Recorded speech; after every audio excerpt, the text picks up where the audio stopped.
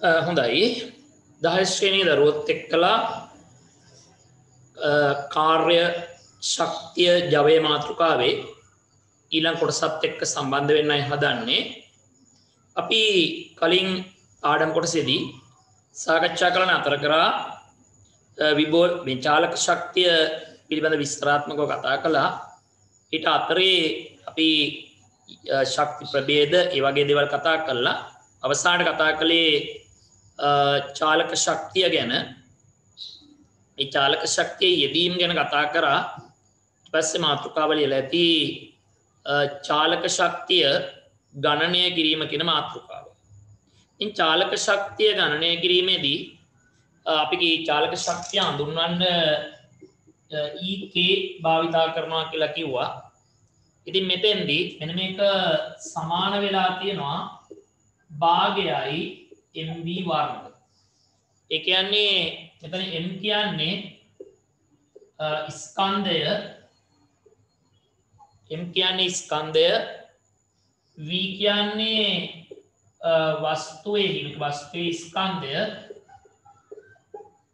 වස්තුව චලිත වන ප්‍රවේගය v කියලා කියන්නේ. ඒතර ek කියලා කියන්නේ මොනවාද? චාලක ශක්තිය.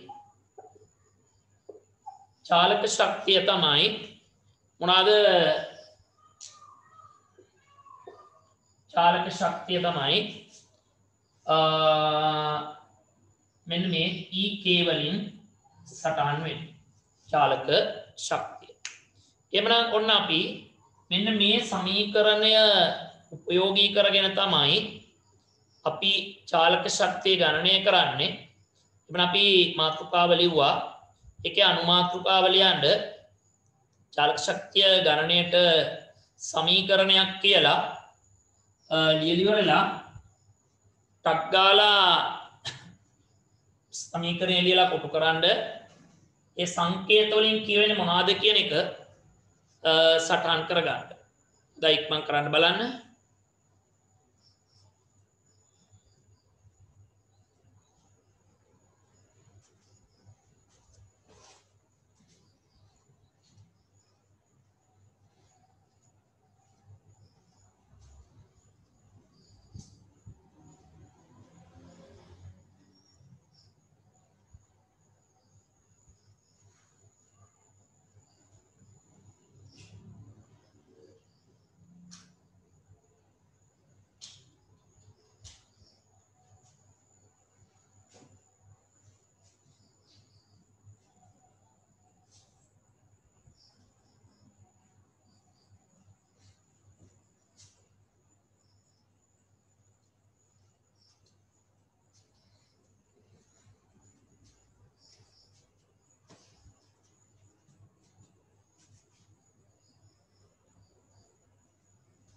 හරි. එතකොට මේකේ ගණන හදද්දී අපි ආදේශ කිරීම පිළිබඳ සැලකිලිමත් වෙන්න ඕනේ. මේ චාලක ශක්තිය අපි ජූල වලින් තමයි මැනෙන්නේ. ප්‍රවේගය මොනවාද? ms ඍණ 1න් තියෙන්න ඕනේ. ස්කන්ධය මොනවාද? කිලෝග්‍රෑම් වලින් ආදේශ වෙන්න ඕනේ. ග්‍රෑම් වලින් තියෙනවා නම් අපි මොකද කරන්න ඕනේ? එක කිලෝග්‍රෑම් වලට පරිවර්තනය කිරීමක් සිදු කරන්න ඕනේ. හොඳයි එහෙනම් මේවත් එක සටහන් කරගන්න. අට ගැලපෙන ආකාරයට තේරෙන ආකාරයට සටහන් කරගන්න. හොඳයි අපි එහෙනම් ගණන් කීපයක් හදමු. ඒ ගණන් කීපය හැදුවට පස්සේ අපිට පස්සේ යන්න තියෙන්නේ විභව ශක්තිය කොටසට. බලමු අද විභව ශක්තිය කොටස අවසන් කරන්න පුළුවන්ද කියන එක. හොඳයි එහෙනම් අපි පළවෙනි ගාන ලියන්න. ස්කන්ධයේ කිලෝග්‍රෑම් 5ක් වූ වස්තුවක්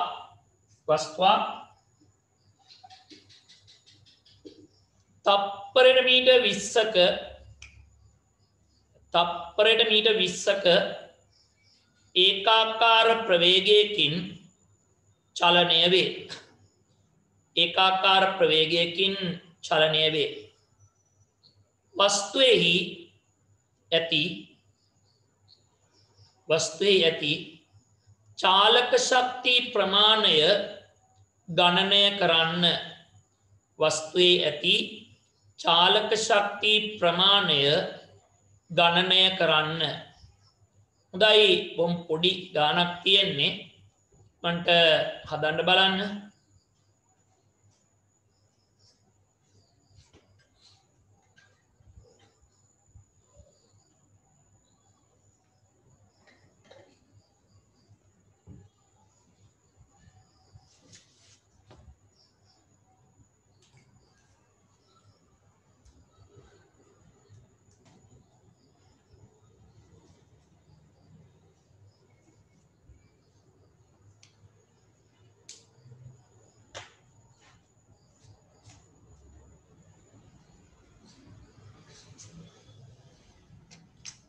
හොඳයි බලමු අපි එහෙමනම් මේ ඵලයන් ගන්න නිසා මම උදව් කිරීම කරන්නම්. දැන් බලමු අපි එහෙමනම් මෙතන භාගයයි ස්කන්ධය දීලා තියෙනවා කොච්චරයිද කිලෝග්‍රෑම් 5යි නිසා එක පරිවර්තනය කිරීමේ අවශ්‍යතාවයක් නැහැ. ඊගාවට තියෙනවා මොනවාද 20යි 20 වර්ගනේ එන්න ඕන 20යි ms ඍණ එක වැඩි කිරීම 20යි ms ඍණ එක 20 වැඩි කිරීම 20 තියෙන්නේ v වර්ග නිසා.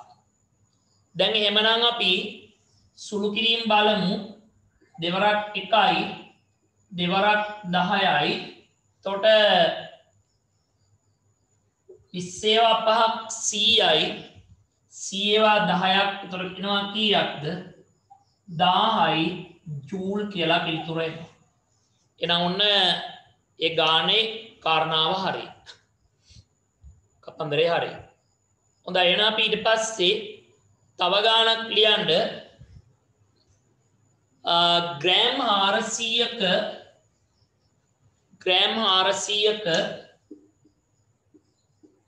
ස්කන්ධයක් සහිත වස්තුවක් තප්පරයට මීටර් 40ක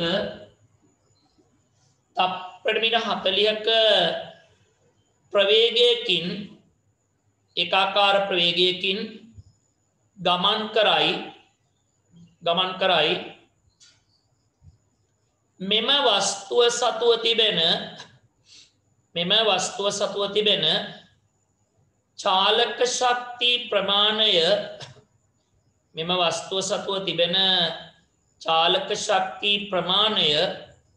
ගණනය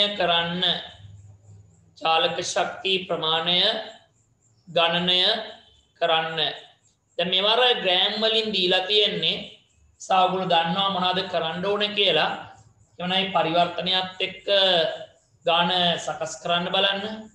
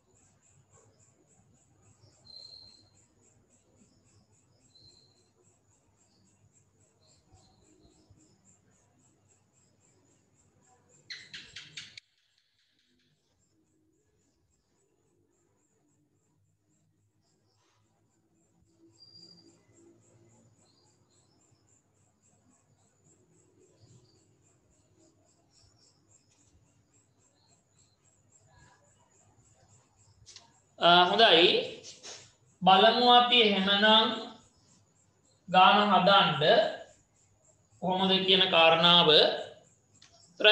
k සමානයි භාගයයි mv වර්ග.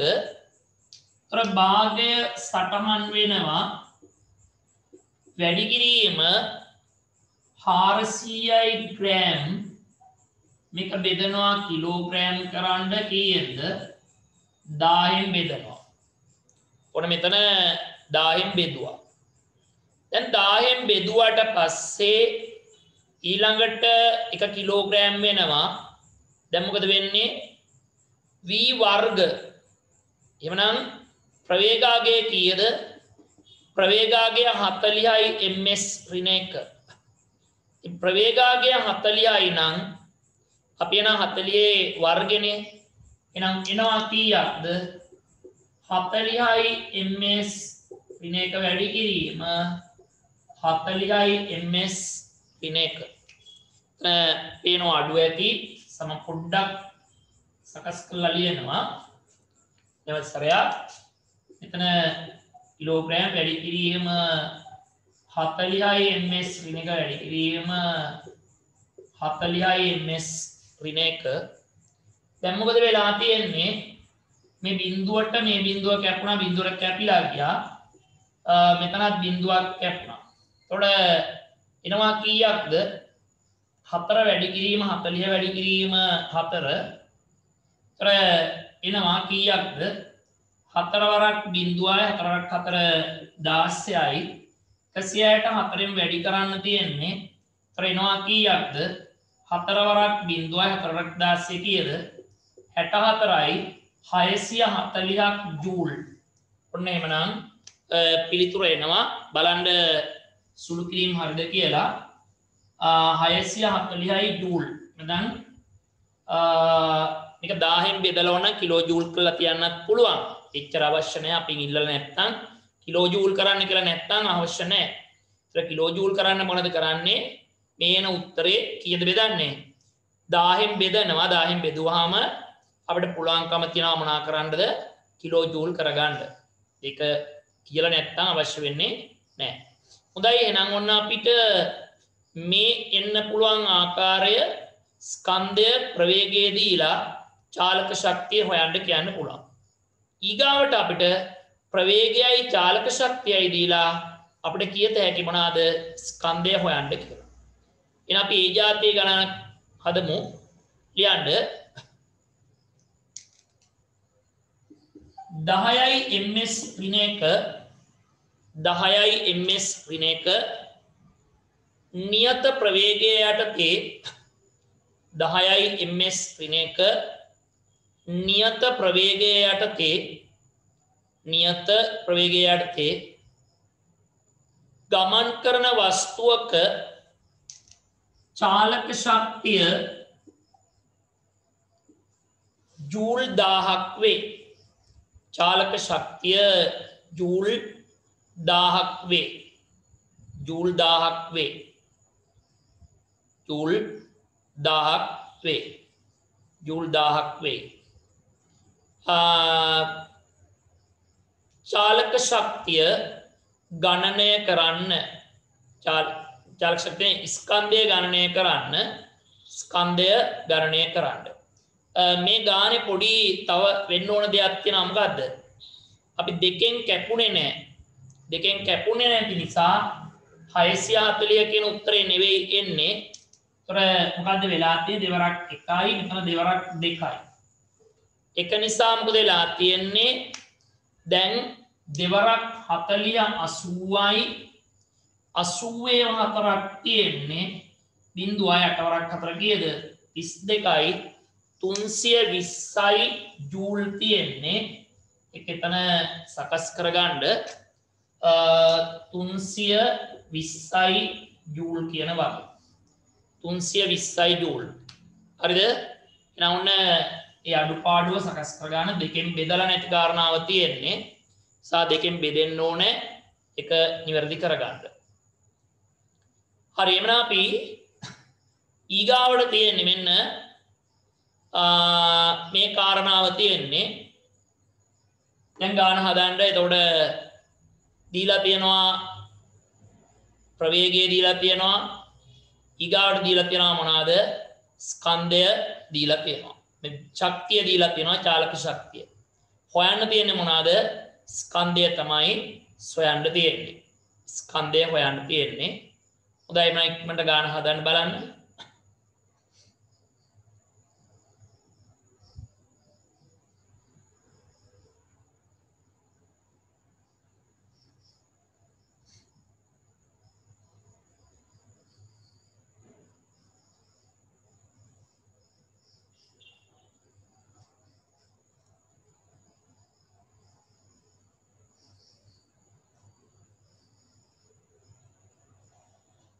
හරි කාලය ඇති කියලා විශ්වාස කරනවා.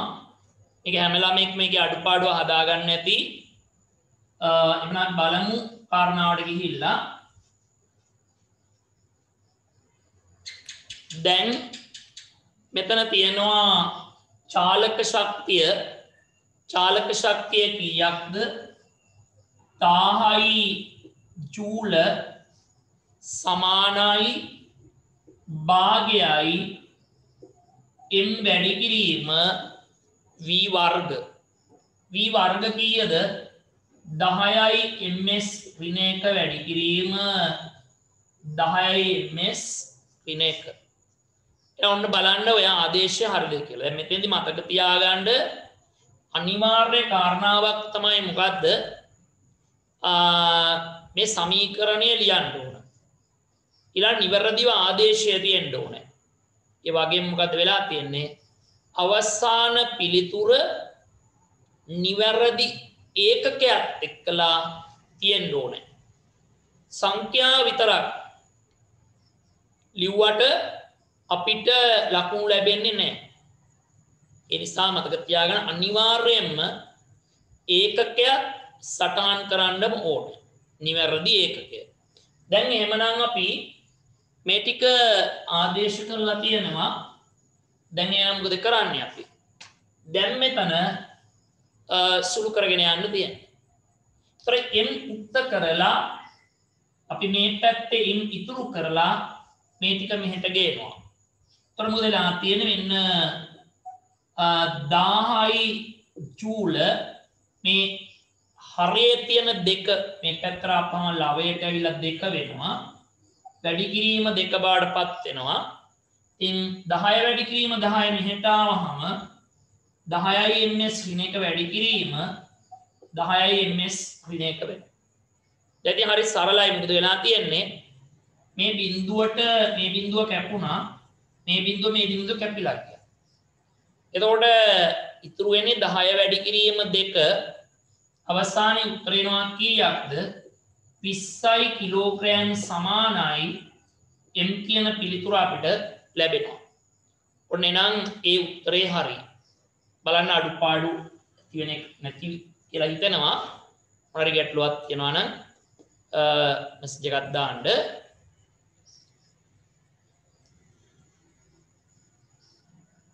අඩුපාඩුව සකස් කරගන්න. හොඳයි මේ ගානක් ලියන්න. තප්පරයට මීටර් 5ක ඒකාකාර ප්‍රවේගයකින් ගමන් කරන වස්තුවක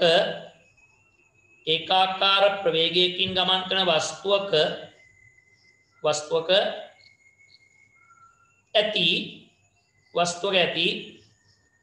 චාලක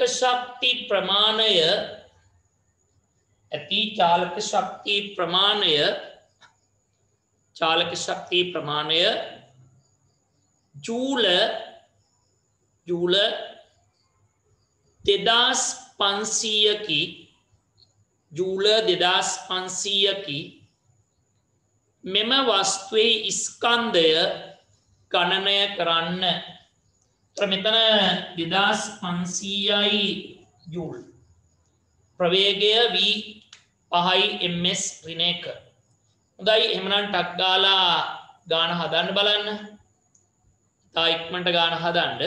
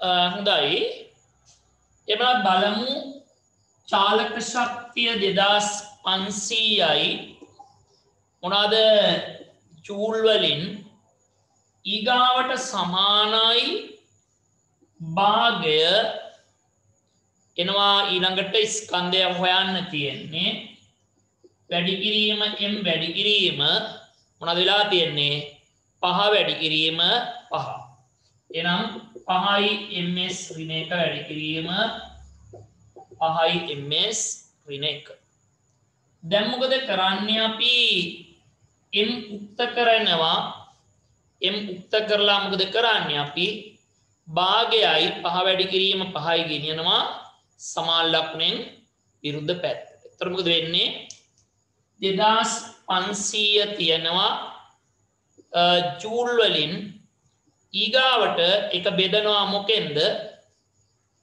5 වැඩි 5යි ms ඍණ 1 වැඩි කිරීම 5යි ms ඍණ 1 මෙතන තියෙන දෙක මොනවද වෙලා තියෙන අනිත් පැත්තට එනවා ඒතර වැඩි කිරීම දෙක බවට පත් වෙනවා එනවනේ 2500 වැඩි කිරීම දෙක බෙදීම 5 වැඩි කිරීම 5 දැන් මොකද වෙන්නේ එතකොට මේ 5 ස්වරක් 5 25යිනේ කෙලින්ම මේ දෙකම අරගෙන ඒකේ ගුණිතය අපි මනෝමයෙන් හදලා මෙතන 25ට 1යිනේ එතකොට 100යිනේ 100 දෙකක් කීයද 200යි කිලෝග්‍රෑම් සමානයි මොනවාද m ඔන්න එහෙනම් කිලෝග්‍රෑම් 200ක් සමානයි ස්කන්ධය එමනම් ඔන්න අපිට මේ m හොයන ආකාරයේ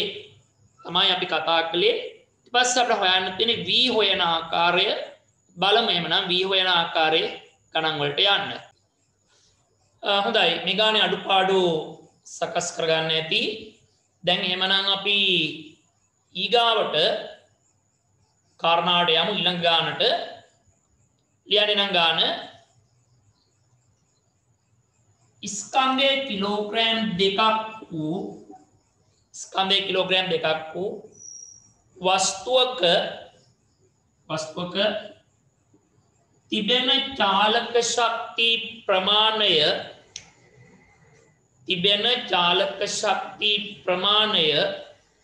ජූල 100ක් වේ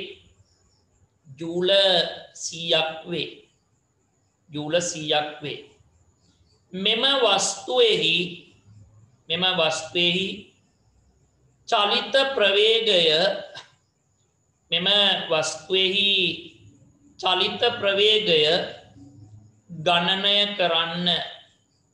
මෙම වස්තුවේහි චලිත ප්‍රවේගය ගණනය කරන්න හොඳයි v හොයන්න තියෙන්නේ ගාන හදන්න බලන්නක් ගාලා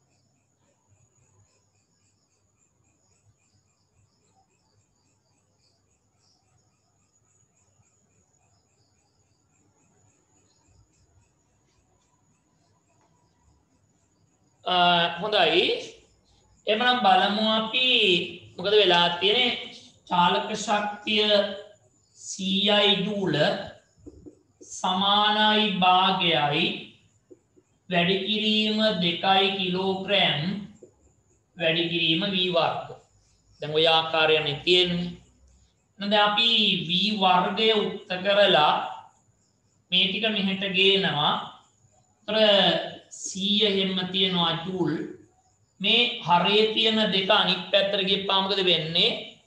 එයා වැඩි කිරීම දෙක වඩටපත් වෙනවා. ඊගාට මොකද වෙලා තියෙන්නේ? බෙදීම මෙතන වැඩි කිරීම 2 කිලෝග්‍රෑම් අනිත් පැත්තට ආපුවම මොකද වෙන්නේ 2 කිලෝග්‍රෑම් බාටපත් වෙනවා. එහෙනම් ඔන්න මොකද වෙලා තියෙන්නේ උඩින් තියනවා 2 සමානයි v වර්ග යටින් තියනවා 2 දැන් 2ට 2 කැපිලා ගියා. එhmenan මොකද වෙලා තියෙන්නේ p වර්ග සමානයි cයි දැන් එනම් v සමානයි මොකද්ද වර්ගමූල 100 වර්ගමූල 100යි ලියප එක පේන්නේ නැතුව සමහර විට එතකොට වර්ගමූල 100 සමානයි v නම් පිළිතුර එනවා v සමානයි කොච්චරයිද 10යි ms ඍණ 1. එබනම් ඔන්න p වල අගය ආවා 10යි ms ඍණ 1 කියලා. අඩුපාඩු තියනවා නම් හදාගන්න ගැටළු සහිත නම් නැවත සැරයක් බලන්න ගාන හදන ආකාරය කොහොමද කියලා ලොකු කතන්දරයක් නැහැ. දැන් හොඳයි මේ ගාන ලියන්නේම නම් මම ලියන්න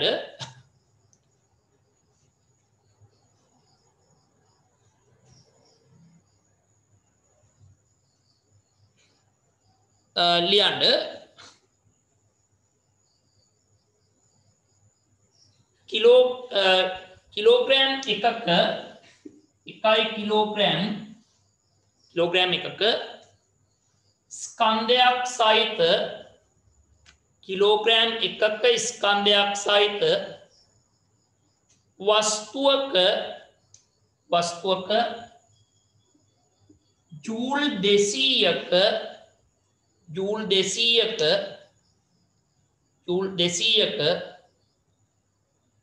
चालक शक्तिय जूल 200ක चालक शक्तिය अंतर्गत වේ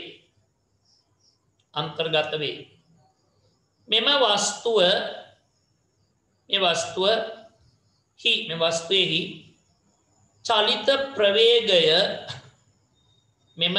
වස්තුවේහි චලිත ප්‍රවේගය ගණනය කරන්න මෙම වස්තුවේහි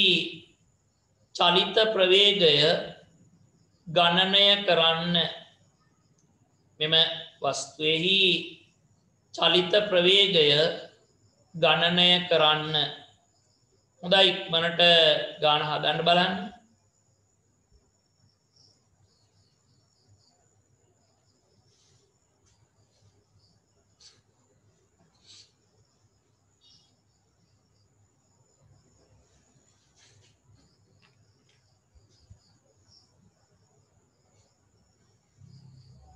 හොඳයි බලමු අපි එහෙමනම් එතකොට E කේවලාගේ 200යි ජූල සමානයි භාගයයි m 1 කිලෝග්‍රෑම් වැඩි කිරීම v වර්ග. දැන් එන උන්න ඒ කාරණාව හරිනේ. දැන් එහෙමනම් අපි v වර්ග සොයා ගැනීම සඳහා මේ අගයන් අනිත් පැත්තට ගේනවා 200යි ජූල වැඩි කිරීම 2 බෙදීම 1 කිලෝග්‍රෑම් සමානයි v වර්ග. දැන් මේ මොකද වෙලා තියෙන්නේ කැපීම් නැහැ. දැන් මෙතන දෙවරක් 200 නේ කීයක්ද 400 සමානයි v වර්ගය. දැන් අපිට අවශ්‍ය කරන්නේ v උමනා කරන්නේ එනම් ඔන්න 400 වර්ගමූලය හේවුවා. ඒතර අපිට එනවා කීයක්ද 20යි ms විනික සමානයි v සමානයි 20යි. එhmenan ඔන්න අපිට එන්න පුළුවන් ගණන් මේ චාලක ශක්තිය ගණනය කිරීමේ සමීකරණය තුල. එhmenan අපි මෙතනින් එහාට අපි යනවා ඊගාව කතා කරන්න තියෙන්නේ මොනවාද?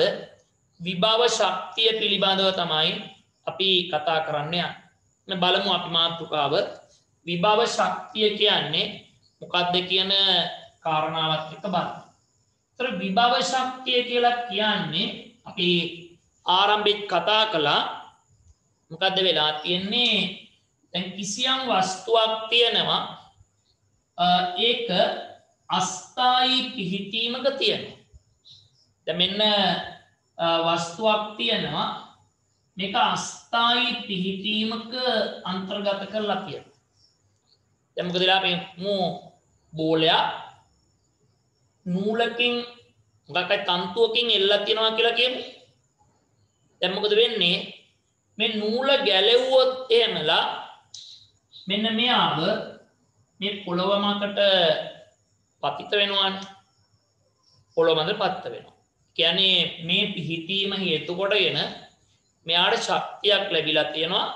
ඒ නිසා පහළට වැටීම කියන කාර්යය සිද්ධ කරන්න පුළුවන් වෙලා තියෙනවා. දැන් එහෙනම් මෙන්න යම් කිසි වස්තුවක අංශු අස්ථායි පිහිටීමකට පත්වීම නිසා අස්ථායි පිහිටීමකට සමීප වීම නිසා ඇතිවන්නා වූ ශක්තිය අපි අඳුන්වනවා මොනවා කියලාද? විභව ශක්තිය කියලා කියනවා. විභව ශක්තිය. එතකොට දැන් සාමාන්‍යයෙන් මොකද්ද? දැන් මේ වස්තුව ගත්තොතින් දැන් මෙතන පොළව නම් මේ පොළවට උඩින් මේ වස්තුව තියෙන්නේ. ඒතර පොළවට උඩින් පිහිටීම නිසා තමයි මේ වස්තුවට මේ චාලක ශක්තිය ලැබිලා තියෙන්නේ. මේ විභව ශක්තිය ලැබිලා තියෙන්නේ. මේ විභව ශක්තිය චාලක ශක්තිය නෙවෙයි.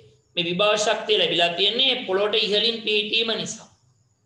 ඒතර මෙන්න මේ අවස්ථාවේ ලැබිලා තියෙන පොළොවට ඉහළින් පිහිටලා තියෙන වස්තුවක් මත ගැබ්බෙලා තියෙන විභව ශක්තිය අපි අඳුන්වනවා මොනවා කියලාද? ගුරුත්වාකර්ෂණ විභව ශක්තිය කියලා කියනවා. ගුරුත්වාකර්ෂණ විභව ශක්තිය. විභව ශක්තියේ ප්‍රභේද තියෙනවා. ඒක අපි පස්සේ කතා කරමු. දැනට විභව ශක්තිය කියලා කියන්නේ මොකද්ද? යම් පදාර්ථයක අංශු අස්ථායි පිහිටුමකට සමීප වීම හේතු කොටගෙන එම පදාර්ථයේ ඇති අංශුන්ට ලැබෙන්නා වූ ශක්තිය ලැබී තිබෙන්නා වූ ශක්තිය තමයි අපි අඳුන්වන්නේ මොනවා කියලාද? මේ විභව ශක්තිය කියලා කියන්නේ. විභව ශක්තිය. හොඳයි එහෙනම් අපි මාතෘකාව විභව ශක්තිය මේක අපි සංකේත කරනවා KP වලින්.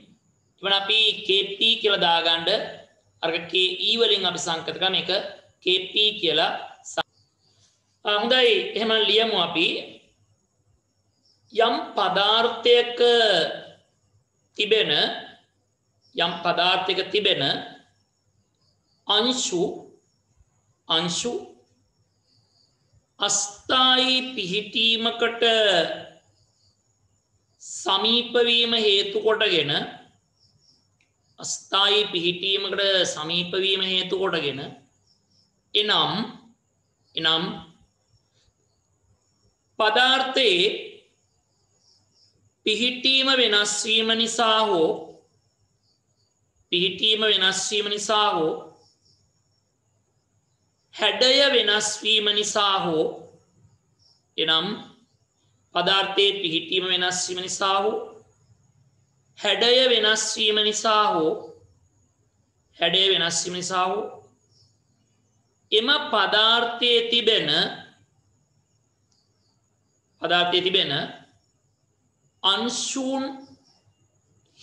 අංශුන්හි ගැබ්ව ඇති ශක්තිය පදාර්ථයේ වූ අංශවල ගැබ්ව ඇති ශක්තිය විභව ශක්තිය ලෙස සැලකේ. දැන් එතකොට මෙන්න තියෙනවා මොනවාද වෙලා තියෙන්නේ? මේ පොළවට ඉහළින් වස්තුවක් තියෙනවා. පොළවට ඉහළින් වස්තුවක් පැවතීම නිසා ඒ වස්තුවට ඔන්න විභව ශක්තියක් ලැබිලා තියෙනවා. ඒක අපි කියනවා මොනවාද? මේ ගුරුත්වාකර්ෂණ විභව ශක්තිය කියලා කියනවා.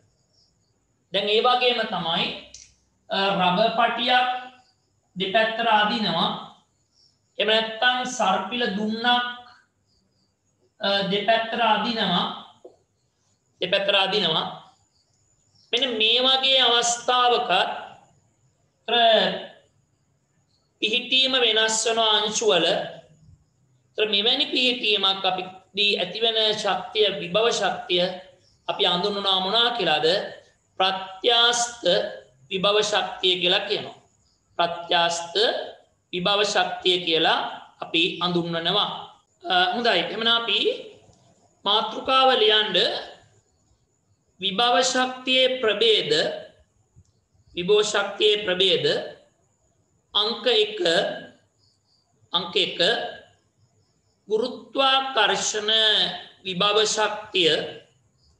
ගුරුත්වාකර්ෂණ විභව ශක්තිය කියලා මෙන්න මේ පින්තූරේ විතරක් අඳින්න මේ ටික අඳින්න එපා. මේක විතරක් අඳින්න.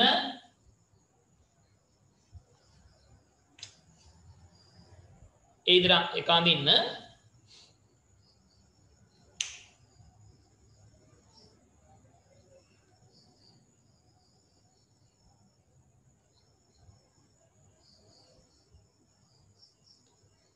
ලියන්න එහෙමනම් ලියන්න කිසියම් වස්තුවක් පොළවට ඉහළින් වූ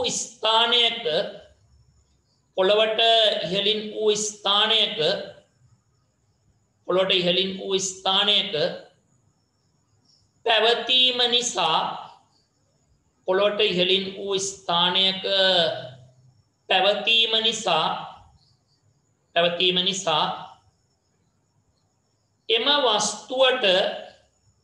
එම වස්තුවට ලැබී ඇති විභව ශක්තිය ගුරුත්වාකර්ෂණ විභව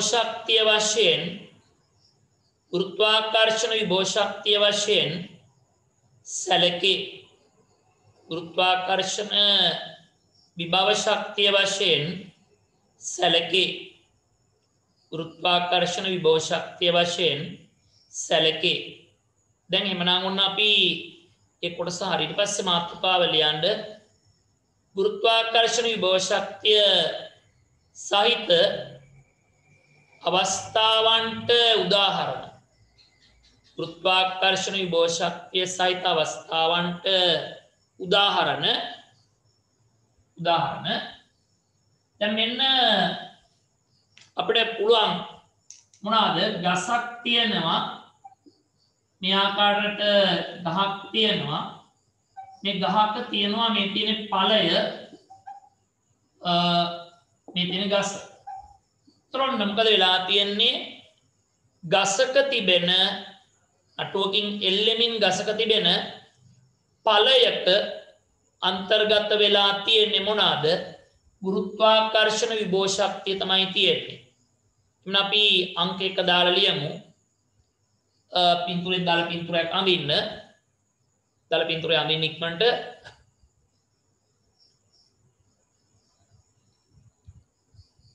හොඳයි ලියන්න එහෙමනම්. ලියන්න.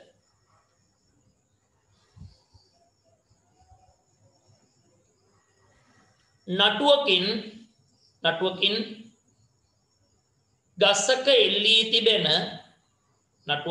ගසක එල්ලී තිබෙන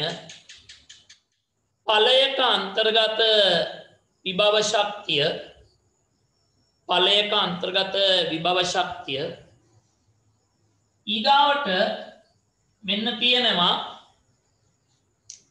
මේ තියෙන්නේ කුළුණක්. ඒ කුළුණේ තියෙනවා මොනවාද? ටැංකියක්. මේකේ තියෙනවා ජලය තියෙනවා. එනවා ගන්න මේ තියෙන්නේ පොළව.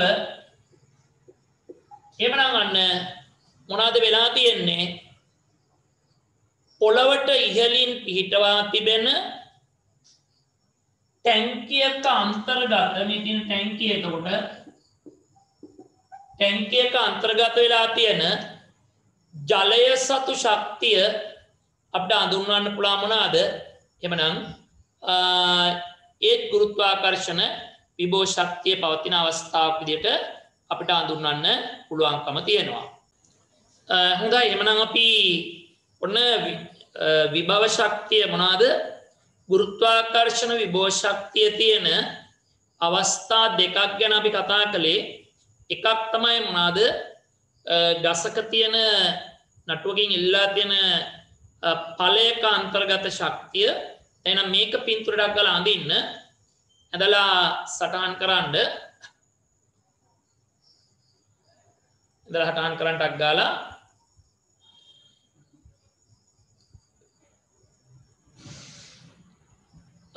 පොළවට ඉහළින්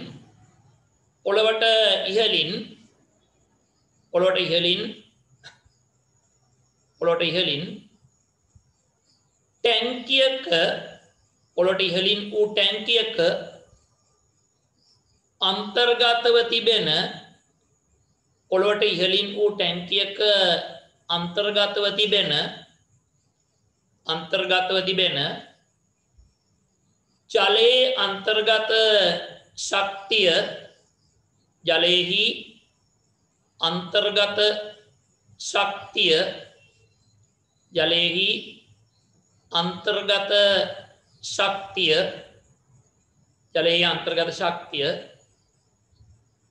ඊගාවට මෙන්න අපිට තවත් එකක් කියන්න පුළුවන්. මෙන්න තියෙනවා කඳු මුදුනක් තියෙනවා මේ ආකාරයට. මේ කඳු මුදුනක අපි හිතමු මෝටර රථයක් නතර කරලා තියෙනවා මේ ආකාරයට. මේක සතුවක් තියෙන්නේ මොනවාද? විභව ශක්තිය, ගුරුත්වාකර්ෂණ විභව ශක්තිය. එන එකත් අපි ටක් ගාලා අඳිමු. right. මේක කන්ද තියෙන්නේ කන්ද. එමනම් ලියන්න පිටුරටක් ගාලා ඇඳලා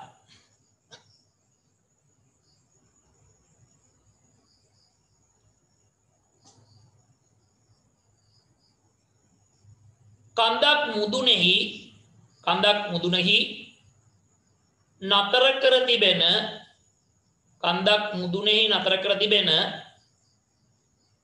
මුදුනෙහි නතර කර තිබෙන වාහනයක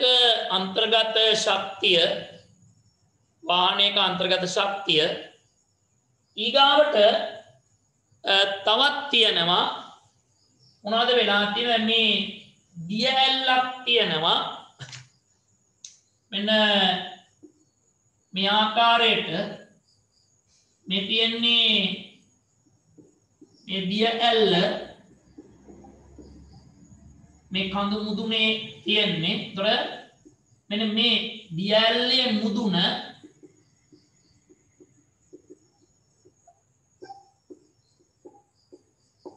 දිය ඇල්ලේ මුදුනේ අන්තර්ගත වෙලා තියෙන ජලයේ සතු ශක්තියත් මොනවාද?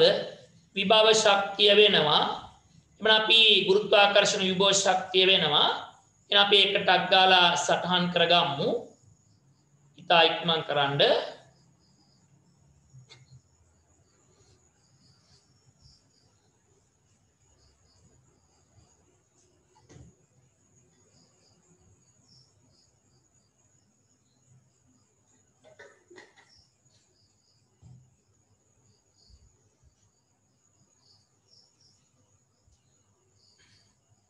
හොඳයි එහෙනම් ලියන්න.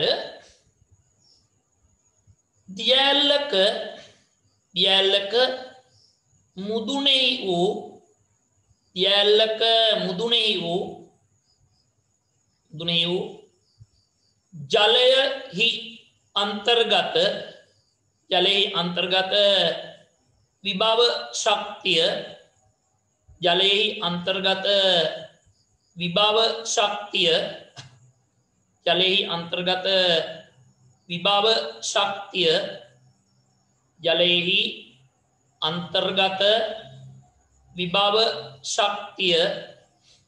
ජලයෙහි අන්තර්ගත විභව ශක්තිය හොඳයි තව ගොඩ තියනවා ලියන්න පුළුවන් අපිට මේ ප්‍රමාණවත්.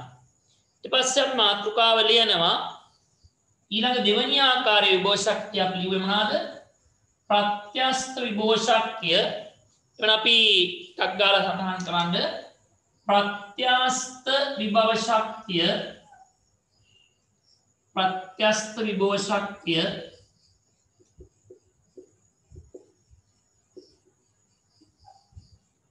එතකොට මේ තියෙන්නේ අදින ලද රබර් පටිය තියෙන්නේ. එතකොට මොකද වෙලා තියෙන්නේ? දැන් මෙන්න සාමාන්‍ය පිහිටීම මේ තියෙන්නේ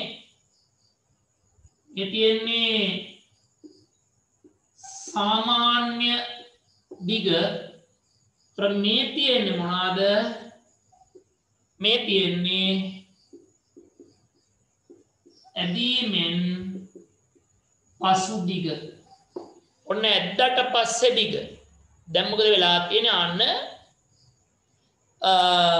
මේ කිසියම් වස්තුවක් මත බලයක් යොදලා ඇදීමක් කරනවා, නැත්නම් හැඩය වෙනස් කිරීමක් කරනවා. ඒ හැඩය වෙනස් කිරීම නිසා වස්තුවට ලැබෙන විභව ශක්තිය තමයි අපි හඳුන්වන්නේ මොනවා කියලාද? ප්‍රත්‍යස්ත විභව ශක්තිය කියලා කියන්නේ. ප්‍රත්‍යස්ත විභව ශක්තිය කියලා කියන්නේ. හොඳයි. නල්ලිය මුටක් ගාලා ඒක යටතේ කිසියම් වස්තුවක් ඇදීමට ලක් කිරීම එනම් හැඩය වෙනස් කිරීම. එතන පොඩක් ඉස්සරහට දාගන්න වැඩිය හොඳයි. ප්‍රත්‍යස්ත වස්තුවක කියලා. ප්‍රත්‍යස්ත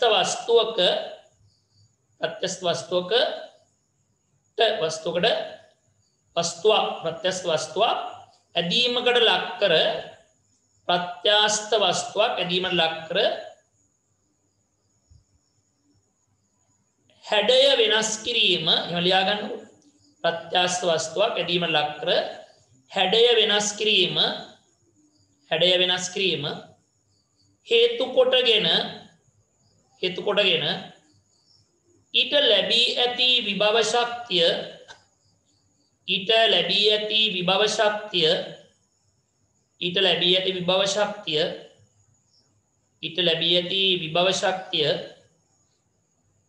ශක්තිය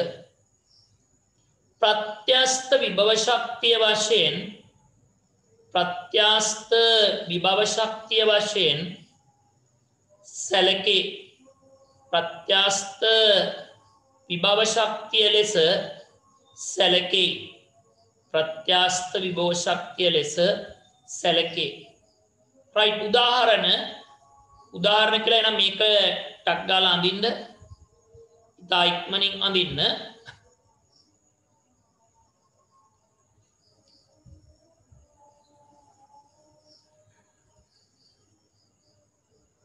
අංක 1 දාලා පින්තූරය අඳින්න.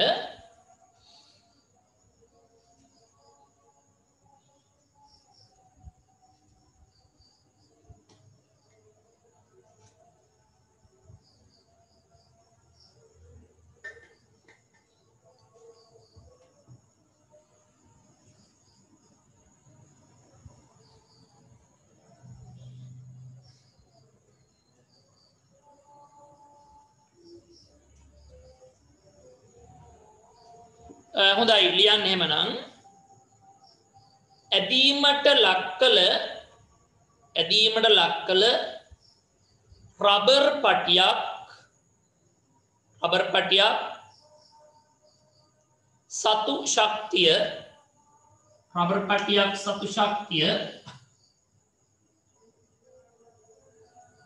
ඊගා දෙවැනි එක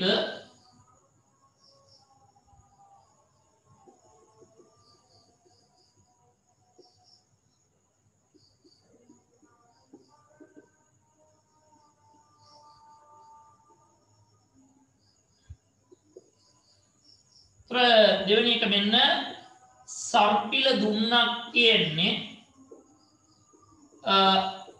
අදින ලද සර්පිල දුන්න මේ තියෙන්නේ සාමාන්‍ය දිග. මේ තියෙන්නේ මොනවාද? මේ තියෙන්නේ ඇදීමෙන් පසු දිග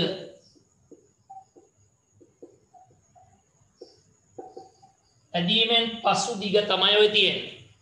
එබන ඔන්න ටට්ටක් ගාලා ඊළඟ ඉලක්කම දාලා පින්තූරය අඳින්න ඉක්මනට උඩින් පින්තූරේ මම මකනවා.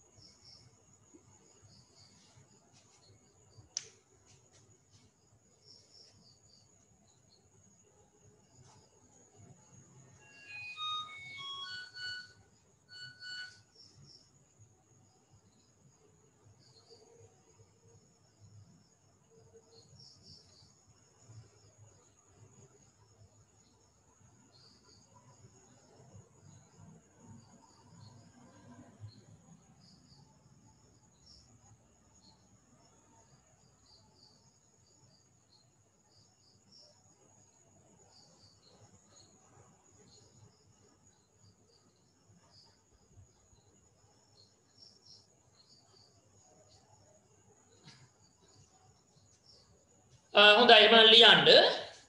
අදින ලද සර්පිල දුන්නක අන්තර්ගතව තිබෙන ශක්තිය සර්පිල දුන්නක අන්තර්ගතව තිබෙන ශක්තිය එනම් උන් අපි විභව ශක්තිය පිළිබඳ කරුණු කාරණා කතා කළේ. ඊපස්සේ අපි බලමු මේ විභව ශක්තිය ප්‍රයෝජනයට ගැනෙන අවස්ථා පිළිබඳව. විභව ශක්තිය ගණනය කිරීමක් තියෙනවා. අපි ඊට කලින් බලමු විභව ශක්තිය ප්‍රයෝජනයට ගැනෙන අවස්ථා මොන වගේද කියන වග. හොඳයි. මාතෘකාව ලිව්වේ විභව ශක්තිය භාවිතර ගැනෙන අවස්ථා ගැන. දැන් අපි ඊයේ කතා කරා. දැන් මේක පටල ගන්න එපා. මේ අපි ඊයේ කතා කරා මේ ජලයේ චාලක ශක්තිය උපයෝගී කරගෙන ජලය පොම්ප කිරීමේ ඇටවුමක් ගැන. මෙන්න මේ ඇටවුමේ සජීවී දර්ශන තමයි අපි බලන්න හදන්නේ. ඉතින් මේක පටලවා ගන්න එපා. මොකක් එක්කද? මේ විභව ශක්තියේ භාවිත අවස්ථා එක්ක පටලවා ගන්න එපා. ඊ අපිට මේ රූප රාමුව පෙන්වන්න බැරි වුන නිසා තමයි අද දවසේ අපි මේක පෙන්වන්න සූදානම් කරලා තියෙන්නේ.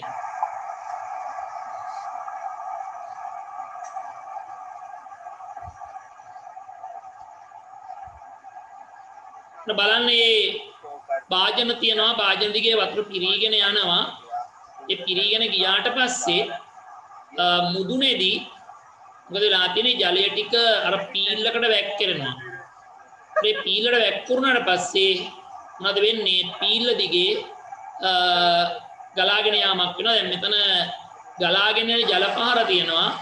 ඒ ගලාගෙන යන ජල පහර උපයෝගී කරගෙන තමයි මේ ජලය ඉහළට ගැනීම සිද්ධ කරන්නේ. ඉතින් මෙතනත් මේ ජලය ඉහළට ආවම ඒ ජලය සතු විභව ශක්තියක් තියෙනවා. දැන් මේ විභව ශක්තියෙන් තමයි ඒ ජල පහර මේ ගලාගෙන යාම වෙන්නේ. ඒතකොට මෙතන චාලක ශක්තිය උපයෝගී කර ගැනීමක් තමයි එතෙන්දී සිද්ධ කරලා තියෙන්නේ. හොඳයි එහෙනම් ඔන්න ඒ කාරණාව හරි. අපි යන අද දවසට අදාළ කාරණාවට සම්බන්ධ වෙමු. එහෙනම් අපි බලමු ඊළඟ රූපරාමුවෙන් මේ කොහොමද කියලා විභව ශක්තිය ප්‍රයෝජනට ගන්න අවස්ථා කොහොමද කියලා බලමු. හොඳයි. දැන් අපි බලන්න යන්නේ රූපරාමුව. මේකේ තියෙන්නේ මොනවාද? මේ ජල සම්පාදන ව්‍යාප්ති ජලය බෙදා හැරීමේ ව්‍යාපෘතියක විභව ශක්තිය භාවිතා කරන ආකාරය පිළිබඳව. හොඳයි අපි ඔයගොල්ලෝගේ ගෙවල් වලත් මේ ක්‍රමවේදය තියෙනවා. හොඳයි එහෙනම් අපි මේක බලලා ඉමු කොහොමද කාරණාව කියන වග. improving access to resources while preserving and මාන replenishing විවිධ භූවිෂමතා ලක්ෂණ තියෙනවා උස ගොඩනැගිලි තියෙනවා each day our ඒ ප්‍රදේශයේ deliver drinking water from පුරාම to our customers. ජලය බෙදා හැරීම අවශ්‍යයි ඔයාලට පේනවා ටැංකියක් තියෙනවා ඒ ටැංකිය තියෙන්නේ කොතනද මේ සියලුම ස්ථානවලට ඉහළින් තමයි මේ ටැංකිය පිහිටවලා තියෙන්නේ. ඉතින් ඒ ටැංකිය එතකොට මොනවද වෙලා තියෙන්නේ ජලය පුරවලා තියෙනවා ඒ පුරවපු ජලය සාමාන්‍ය පිහිටීමට වඩා උඩින් තියෙන නිසා මොකද වෙලා තියෙන්නේ ඉහළ විභව ශක්තියක් ඒ ජලයේ අන්තර්ගත වෙලා තියෙනවා. මම නැවත සැරයක් ඒ කොටස පෙන්වන්නම් මොනවද වෙලා තියෙන්නේ ඔන්න බලන්න. දැන් මේ ටැංකිය තියෙනවා ඒ ටැංකියට පහලින් ජලය පොම්ප කරනවා. ජලය පොම්ප කරාපුවාම ටැංකිය ජලයෙන් පිරී යනවා.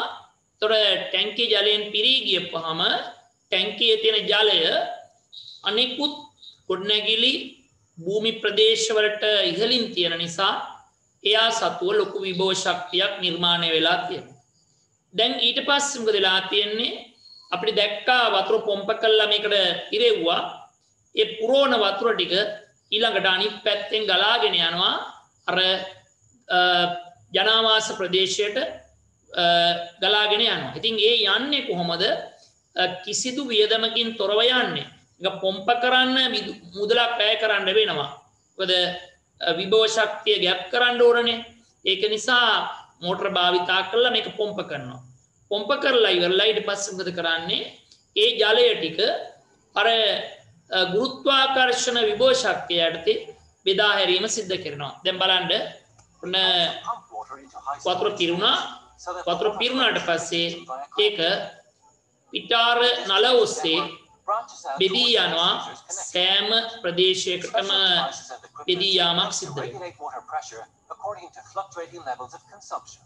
Pipe diameter and material is adapted according to the local constraints and the characteristics of the water. The system is managed in small zones, which makes it easier to diagnose problems, do maintenance work, and accurately water distribution and පිදිමත් නගරයක ජලය බෙදා හැරීමේ ආකාරය තමයි පෙන්වුම් කරලා තියෙන්නේ. අපිට පෙනෙන සලස්වලා තියෙන්නේ. හොඳයි එහෙමනම් අපි ඔන්න එකක් අපි කතා කළා. දැන් මේ ජලය බෙදා හැරීම සඳහා නාගරික ජල සම්පාදන ක්‍රමවේදයකදී මොනවද වෙලා තියෙන්නේ? එහෙමනම් අන්න භාවිතා කරනවා ගුරුත්වාකර්ෂණ විභව ශක්තිය භාවිතා කිරීම කරනවා. එහෙනම් අපි අංක 1 ලියමු.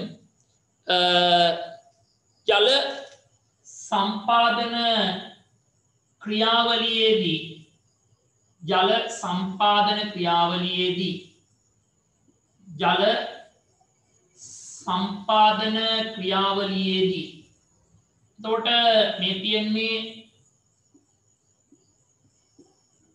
ගුරුත්වාකර්ෂණ විභව ශක්තිය සතු ජලය. දැන් මොකද වෙන්නේ? මෙතනින් අන්න පල්ලෙහාට එනවා. මෙතනින් මේ ජලය පහළට ගලාගෙන එනවන්න මේ ජලය ගලා එන ජලය තමයි තියෙන්නේ. පයින් අපි ජල සම්පාදනයකදී ජලය බෙදා හැරීම සඳහා කියලා අපි ලිව්වා. පින්තූරයට අක් ගාලා අඳින්න. පින්තූරය අඳින්න ඉක්මනට.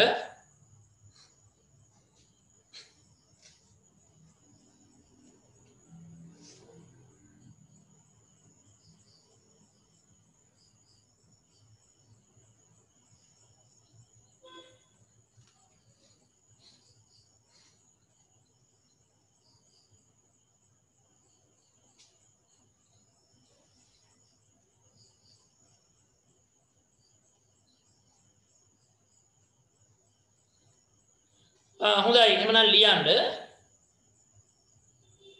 දැක්කෙන ආකාරයට මෙතන ටැංකිය රූපේ දැක්කෙන ආකාරයට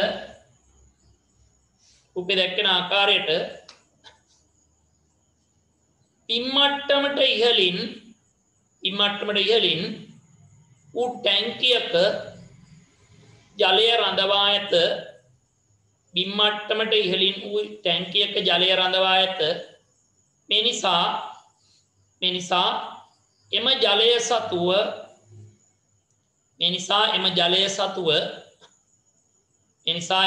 සතුව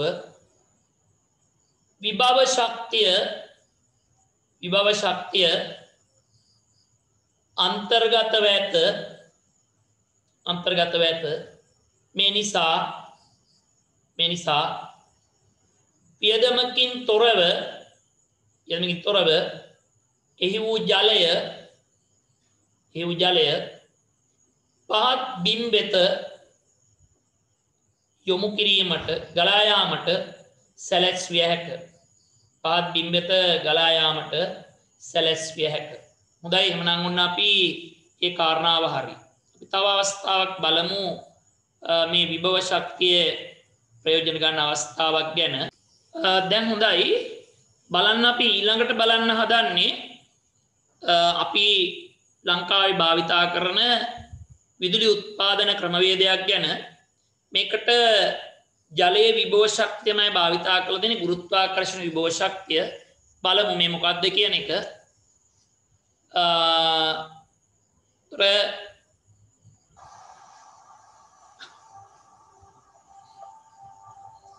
170,000 cubic meters of water flow past here every minute. මොනවාද වෙලා තියෙන්නේ? ජලයේ විභව ශක්තිය තමයි භාවිතා කරන්න හදන්නේ.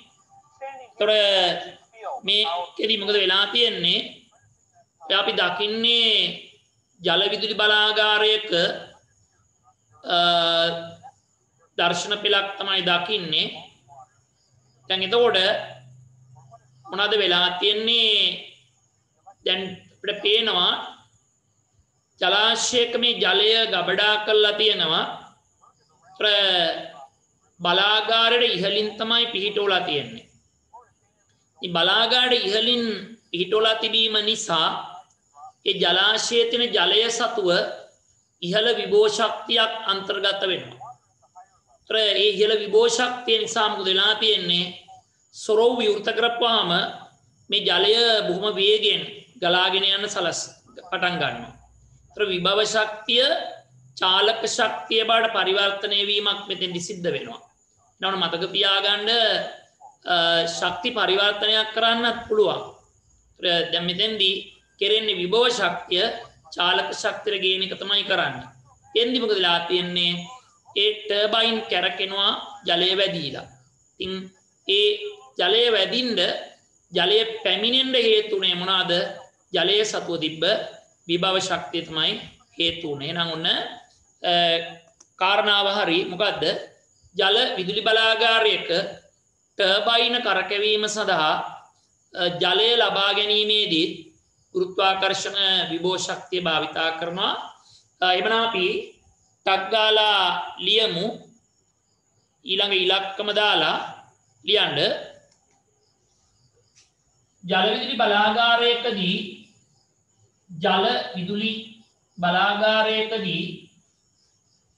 විදුලි බලාගාරයකදී ටර්බයින වෙත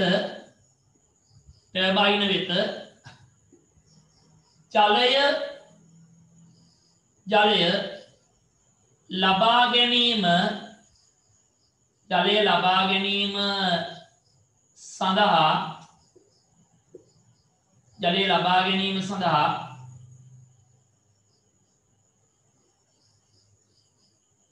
ගුරුත්වාකර්ෂණ විභව ශක්තිය භාවිතා කරයි. මේ තියෙන්නේ විභව ශක්තිය සහිත ජලය ත්‍රික වෙලා තියෙන මොකද මේ ටර්බයිනයේ පිහිටි කුටීරයට टर्बाइन පිහිටි කුටීරයට උඩින්නේ ජලය තියෙන්නේ. ජලාශය පිහිටුලා තියෙන්නේ टर्बाइन කුටීරයට ගොඩාක් උඩින්. ඒ නිසා මෙතනට සාපේක්ෂව टर्बाइනේ පිහිටීමට සාපේක්ෂව මෙයාගේ ඉහළ විභව ශක්තියක් තියෙනවා. ඒ විභව ශක්තිය තීරණය වෙන්නේ මේ පිහිටීමට සාපේක්ෂවයි. එතකොට දැන් එන්න මොකද වෙලා තියෙන්නේ මේ සරෝ විවෘත කරපුවාම මේ ජලය මේ ජල සැපයුම් මාර්ගය ඔස්සේ වේගෙන් ඇවිල්ලා මේ ටර්බයිනේ කරපදි. ඒකට ටර්බයිනය කැරකෙනවා. ඒ කැරකෙනකොට ඒ උගල දාන්න මේ අක්ෂය කැරකෙනවා. අක්ෂය කැරකෙනකොට මේ ඩයිනමෝ ක්‍රියාත්මක වෙලා විදුලිය නිෂ්පාදනය වීම සිද්ධ වෙනවා. එහෙනම් අපි ලිව්වා ජල විදුලි බලාගාරයක ටර්බයින කරකැවීමේදී කියලා පින්තූරේ දල පින්තූරයක් ඉක්මනට අඳින්න. තා ඉක්මනින් දල පින්තූරයක් අඳින්න.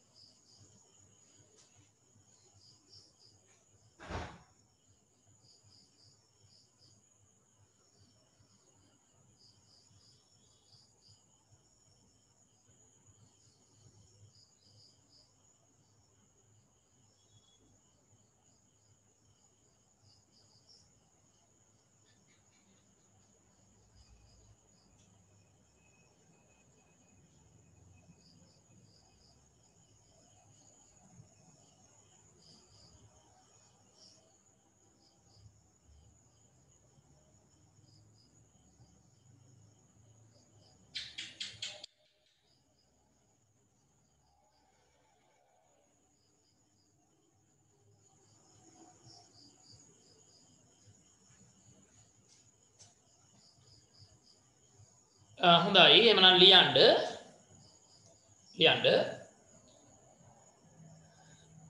ටර්බයින කුටීරයේ පිහිටීමට සාපේක්ෂව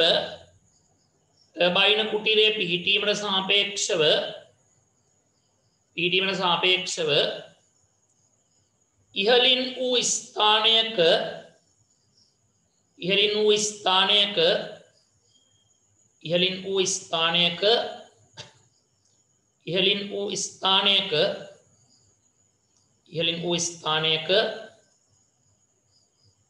ජලාශය පිහිටුවා ඇත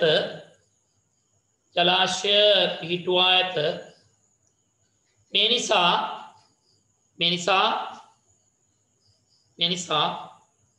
ජලාශය වූ ජලයෙහි ඉහළ විභව ශක්තියක්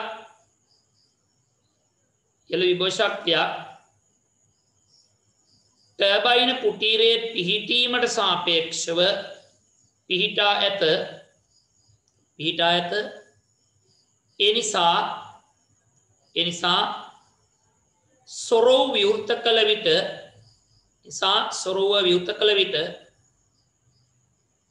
එම විභව ශක්තිය චාලක ශක්තියට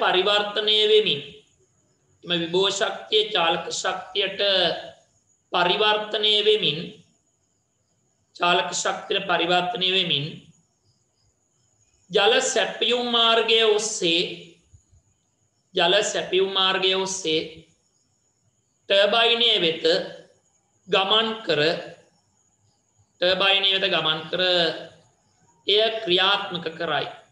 එය ක්‍රියාත්මක කරනු ලබයි. එහෙනම් ඔන්න අපි ඒ කතා කරේ ගුරුත්වාකර්ෂණ විභව ශක්තිය භාවිතා කරන අවස්ථා දෙකක් පිළිබඳව තමයි අපි කතා කළේ. හොඳයි. එමනම් ඔන්න අපි ගුරුත්වාකර්ෂණ විභව ශක්තිය භාවිතා කරන අවස්ථා යටතේ මේ අවස්ථා දෙක කතා කළා. ඊට පස්සේ අපි බලමු දැන් ඔය සමහර තියෙනවා කඳුකර ප්‍රදේශ. ඒ කඳුකර ප්‍රදේශවලදී ඔය පාණ්ඩ ප්‍රවාහනය ක්‍රියාවලිය සඳහා මොනද වෙලා තියෙන්නේ? මෙන්න මේ ආකාරයට ඒගොල්ලෝ සකස් කරගෙන තියෙනවා මේ කේබල් සිස්ටම් එක මේ ආකාරයට සකස් කරන් තියෙන්නේ. මේකේ කප්පියක් දාලා තියෙනවා. මේකේ කප්පිය රඳවලා තියෙනවා. ඒ කප්පියේ මොකද වෙලා තියෙන්නේ? එල්ලලා තියෙනවා අපිට අවශ්‍ය කරන ප්‍රවාහනය කරන්න බාන්න. ඒතර මොකද කරන්නේ? මේ ආකාරයට රඳවලා තියෙනවා. ඒකේ තමයි එල්ලලා තියෙන්නේ මොනවාද? මේ වස්තුව එල්ලලා තියෙන්නේ.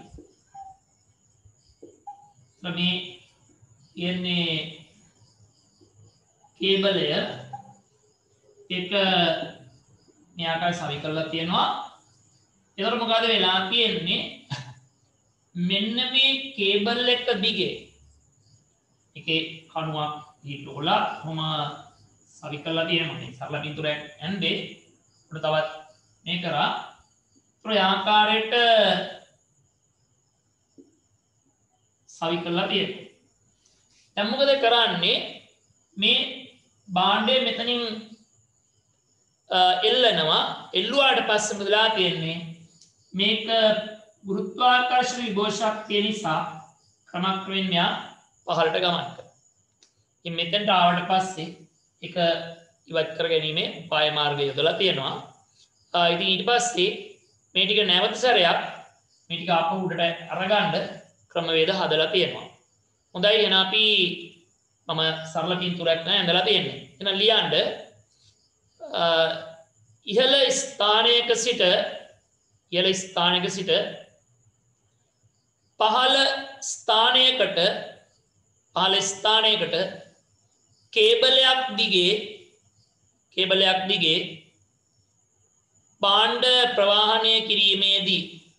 කේබලයක් දිගේ භාණ්ඩ ප්‍රවාහනය කිරීමේදී ඉන් පින්තූරය අඳින්නටක් ගාලා දල පින්තූරයක්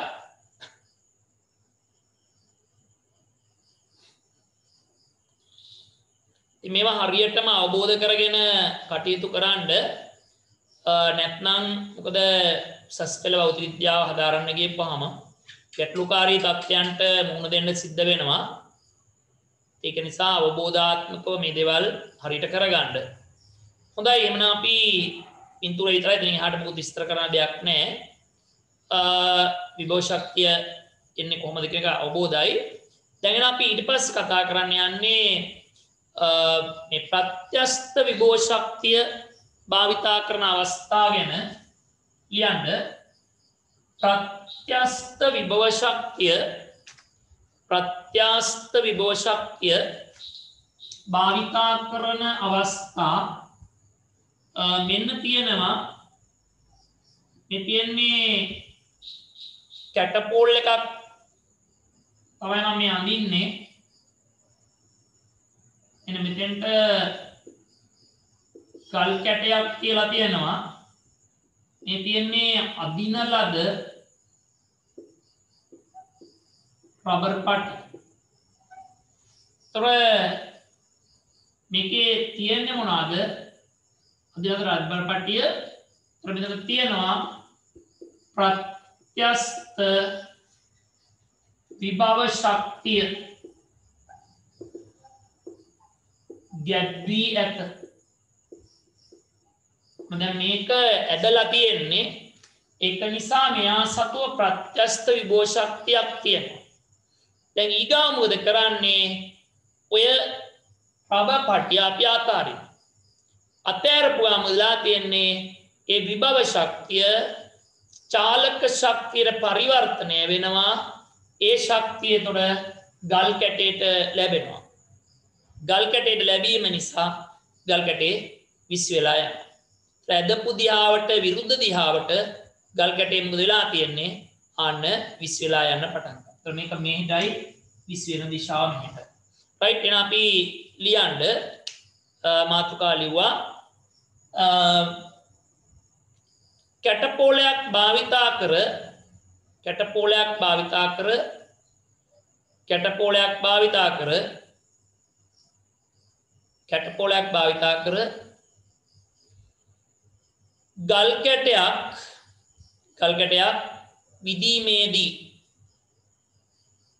ගල් කැටයක් විදීමේදී දැන් එහෙමනම් අපි පින්තූරය අඳින්න කොටක් ගාලා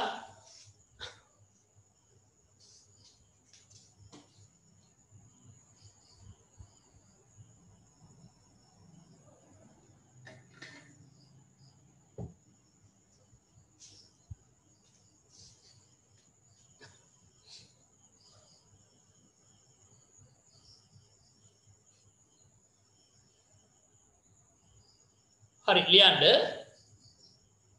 රබර් පටියට ගල් කැටය තබා එය ඇදීම සිදු කළ විට දැන් මේක මෙතනින් අල්ලගෙන අරකින් අදිනවා. එකයි කරන්නේ. ඇදීම සිදු කළ විට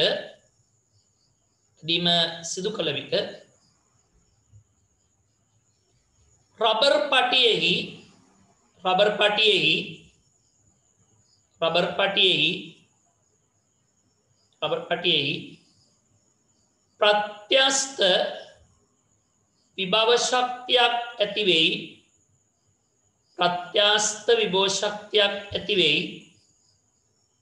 ප්‍රත්‍යස්ත විභව ශක්තියක් ඇති වෙයි. එවිට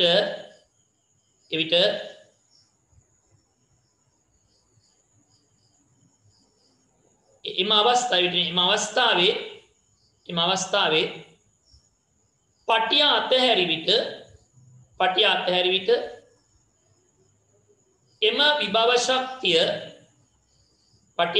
විට එම විභව ශක්තිය චාලක ශක්තියට පරිවර්තනය වෙයි. එබැවින් එම ශක්තිය ගල් කැටයට ලැබී එම චාලක ශක්තිය ගල් කැටයට ලැබී රබර් පටිය අදින ලද දිශාවට විරුද්ධ දිශාවට ගල් කැටය විසිවීම සිදුවේ. ගල් කැටය විසිවීම සිදුවේ. දැන් එහෙමනම් ඔන්න අපි ඒ කොටස හරි ප්‍රත්‍යස්ත විභව ශක්තිය භාවිතා කරන අවස්ථා. right එහෙනම් අපි ඊගාවට අපි මාතෘකාව ලියනවා වස්තුවක පිහිටි උස අණුව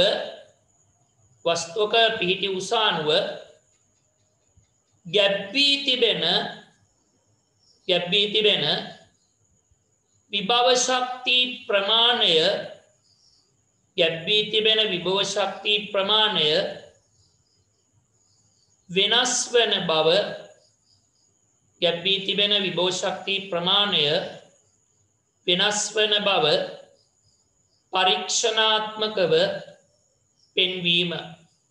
පරීක්ෂණාත්මකව පෙන්වීම. හොඳයි අපි එහෙමනම් අද දවසේ මේ පාඩම මෙතකින් නිමා කරනවා.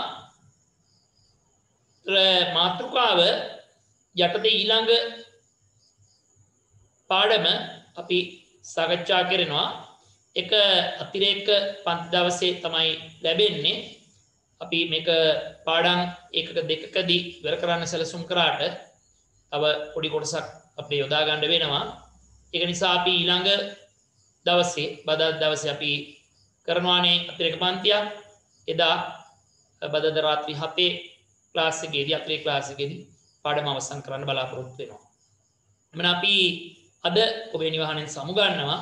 ඉතින් දරුවන්ටත් දෙමව්පියන්ටත් හැමෝටම සුබ අනාගතයක් සුබ දවසක් ප්‍රාර්ථනා කරනවා. ඉතින් එහෙමනම් අපි බෙන් සමුගෙන යනවා.